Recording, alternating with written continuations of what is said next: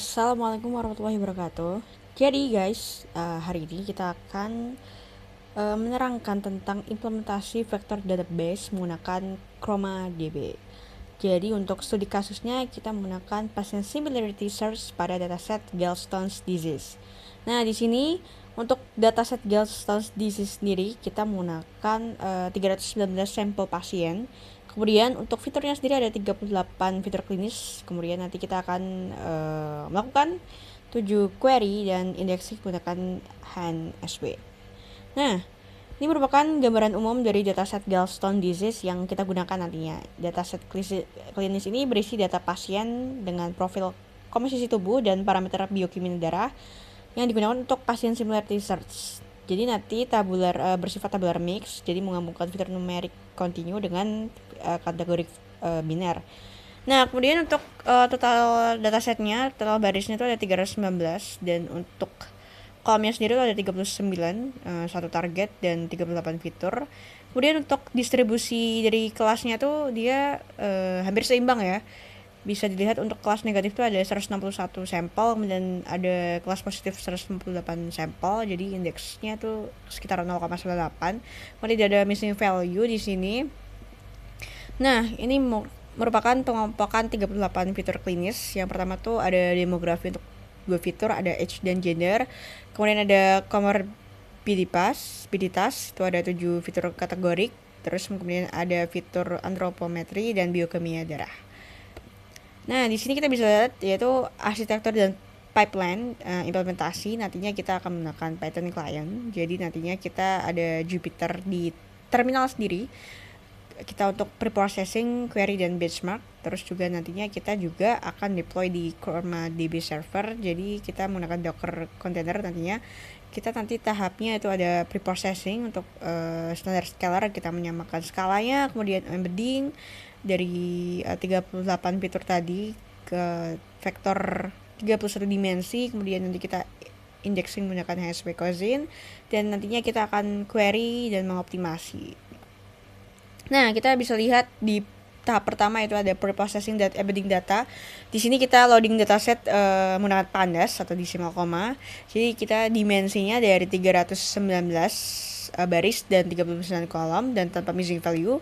Kemudian kita pisahkan untuk 31 fitur numerik yaitu berupa vektor dan 7 fitur kategorik merupakan metadata, dan kita normalisasi menggunakan standard scalar untuk hasilnya.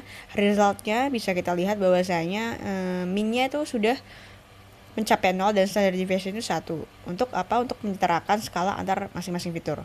Nah, setelah itu hasil dari preprocessing tersebut nantinya disimpan dalam NPI tanpa untuk tahap indexing. Kemudian kita akan mengkoneksikan ChromaDB dan query pertama, yaitu kita koleksi data Gallstone sendiri.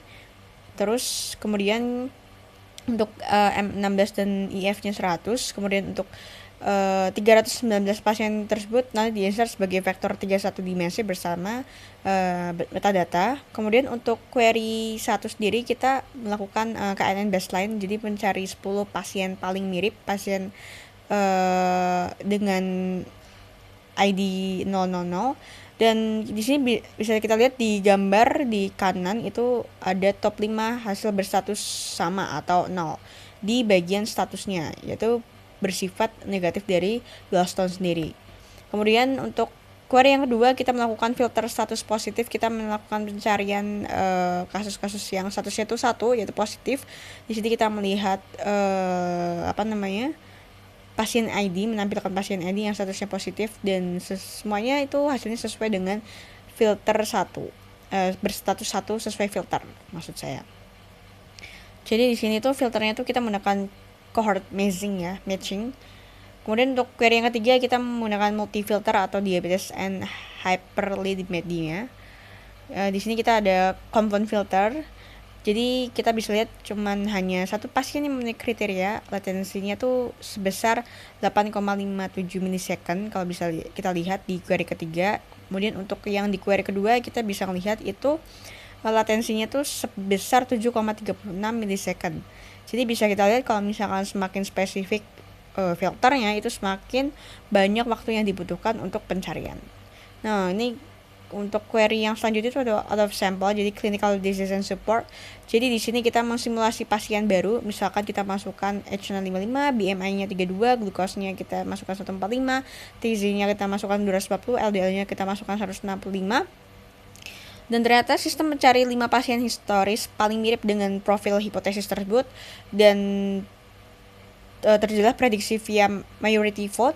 Jadi hasilnya itu Gladstone tuh 0 atau negatif. Jadi warning virtual names tidak mempengaruhi dari komputasi. Bisa dilihat bahwasanya kalau misalkan kita masukkan hipotesis baru dan dicari berdasarkan 5 dataset yang mirip, ternyata untuk hipotesis tersebut hasilnya tuh Gladstone 0 atau Gladstone itu negatif. Dan ternyata warning virtual names itu tidak mengaruhi dari komputasi. Bisa dilihat dari latency query-nya itu dengan decision support, query decision support hanya membutuhkan 6,69 milisecond saja. Kemudian untuk yang selanjutnya itu ada query subvector. Jadi untuk ini hanya 4 fitur lipid atau latensinya itu hanya 2,29 milisecond tercepat. Jadi ini membuktikan bahwasanya pengaruh dimensionalitas itu berpengaruh terhadap kecepatan. Kemudian untuk query yang ke-6 itu ada compound atau gender and Gladstone. Jadi di sini tuh fitur gender sama dengan 1 dan Gladstone sama dengan 1 tuh saat dilakukan query ternyata di sini latensinya itu paling tinggi, yaitu sekitar 10,54 milisecond. Jadi kita bisa lihat bahwa ini overhead compound filter pada 2 atribut. Kalau misalkan kita menggabungkan 2 fitur, ternyata latensinya itu bakal lebih tinggi daripada hanya query biasa saja.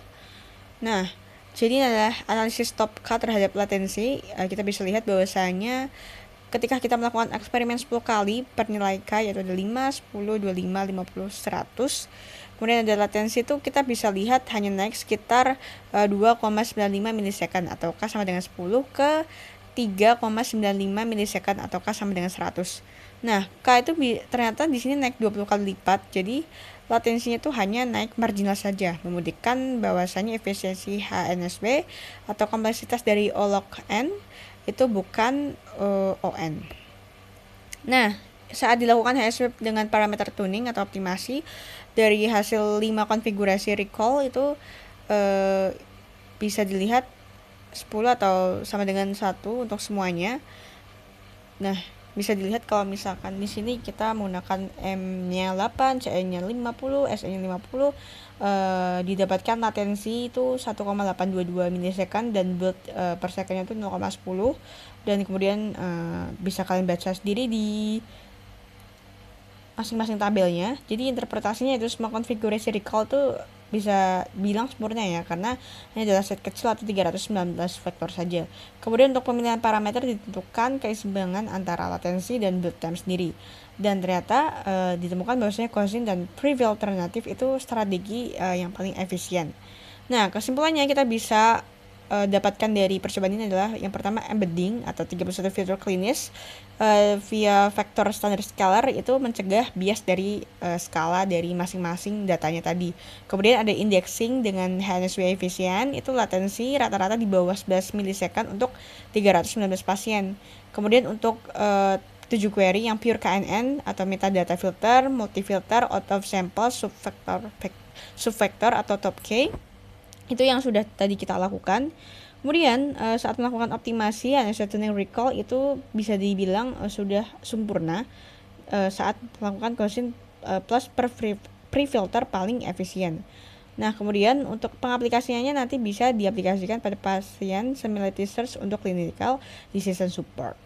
Baik, terima kasih. Mungkin itu presentasi dari kami.